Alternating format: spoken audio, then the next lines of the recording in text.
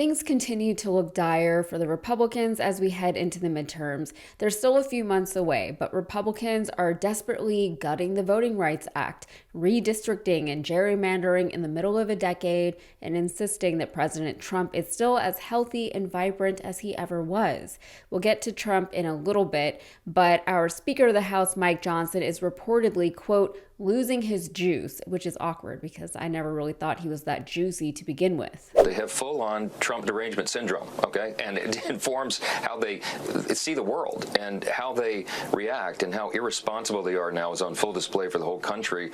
I hope voters remember this in the fall. You got to keep the grown-ups in charge, and that's the Republicans. But before we do get to him, let's see what Trump has been up to. He recently bragged again that he aced another cognitive test and that he was able to identify a squirrel. He said that no other president has taken cognitive tests, but maybe it's because they never needed to. Why would anyone have given Obama or Bill Clinton or even George W. Bush a cognitive test? Joe Biden, okay, sure. But Trump has taken several of them while he was in office, and he still doesn't seem to understand why they keep making him take them. He doesn't seem to understand that he should not brag about taking them in the first place, and he doesn't seem to understand that bragging about acing a cognitive exam makes him look even more cognitively unstable. You know, the first question is very easy, and they always show the first question is, you have a lion, a bear, an alligator, and what's another good? A squirrel, okay? Which is the squirrel? The creator of the Montreal Cognitive Assessment had to even come out and clarify it wasn't designed to be a test of IQ, it was designed to assess normal cognitive performance. And it's not really helping the fact that most Americans still see him as cognitively unfit for office. A Washington Post poll published this week found 59% of Americans do not believe Trump has the mental sharpness to do his job.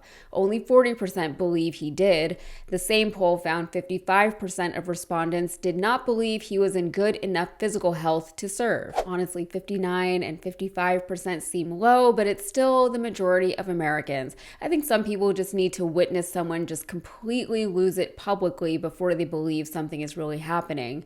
But apparently, even his staffers understand that Trump is not doing very well and that he's getting worse. He posts to social media at all hours of the night, and if we assume that really is him awake in his bedroom, sitting there with his phone in his tiny hands, posting at 1 or 4 in the morning, then that's not a good sign, especially not for someone of his age. Couple that with the fact that he's been caught dozing off during meetings, sometimes even while standing. And we're not in good shape as a country if this man is our leader. I mean, I could say that for a variety of reasons, but this just adds to the heap.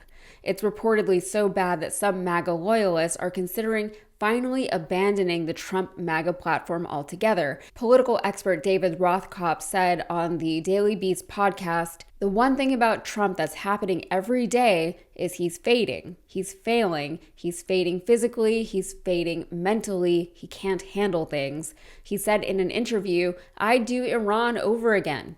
I don't think he even remembers what he did in the first place. He doesn't know how to get out of what he's doing in Iran. And regarding the fact that his approval rating keeps dropping, Rothkopf says that some are asking if this is finally the end of MAGA. You see a lot of people now starting to say, I have to start hedging my bets. This guy is not long for this world. Or is it going to be JD or is it going to be Marco? People are talking about that a lot. Or how are the Democrats going to succeed him? Or it's the end of MAGA. I think we need to put all of this together and say we're watching him dissolve before our very eyes. And on top of everything, his hands are still bruised and his ankles are still indistinguishable from his calves. But if this really is the end of MAGA as we have come to know it, where does that leave the Republican Party?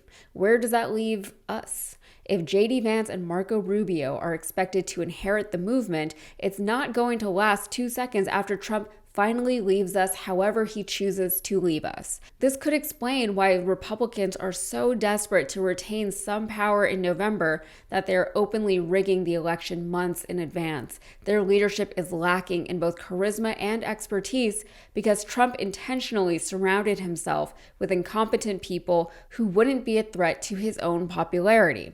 J.D. Vance can't even carry the torch of Charlie Kirk's dying legacy. Those turning point events have become ghost towns. What makes anyone think he can reinvigorate the MAGA base? And Marco Rubio has never had much of a personality to speak of. Even Ted Cruz is more dynamic than Rubio, but Ted is terrible and no one likes him. And even Speaker Mike Johnson cannot be counted on. Johnson typically just does whatever Trump tells him to do, so if Trump is out of his element, Johnson doesn't inspire much confidence. Do you expect the Republicans to lose seats in the House, and what does that mean for your agenda? Well, I just left with Mike Johnson and some great people, some great congressmen and women, and in the Oval Office. I think we're going to do good. Now, with that being said, when somebody gets elected president, that party always loses the midterms. I don't know why. I don't know why. Nobody could explain it. I asked people that are deep into the psychological world, I said, why is it that a voter votes for the opposite party? Even when you have a good president, I think I had the greatest year, the greatest opening year I've read. The greatest, look, I ended 8 wars. Columnist David M. Drucker said Monday that, quote, Speaker Mike Johnson is hanging on by a thread. No Republican with any sense wants Johnson's job right now. What Johnson is barely maintaining is control of the GOP conference and ultimately the House of Representatives. Drucker said between Johnson being hardly a legislative savant and the party's majority looking shakier by the day, it is obvious why Johnson is losing his juice with the House Republicans.